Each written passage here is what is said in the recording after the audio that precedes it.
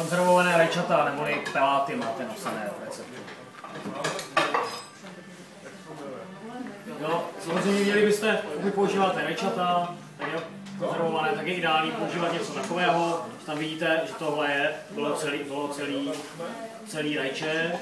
Jo, samozřejmě jsou to ty šišaté rajčata, je to odrůda San Marzano, které se používají výhradně na peláty. Ale vidíte, že tady v téhle plechovce byly 3 celé rajčata, plus trošku jejich šťávy.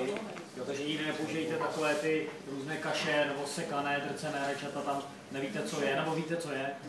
Jde o to, že tohle je to nejlepší, samozřejmě je sklizeň rajčat. Ty nejlepší jdou do konzerv takhle celé, ty horší se melou a sekají a ty nejhorší jdou přímo do těch protlaků. Takže opravdu vidíte, že máte opravdu dobré rajče. Jo, to je to, co potřebujete.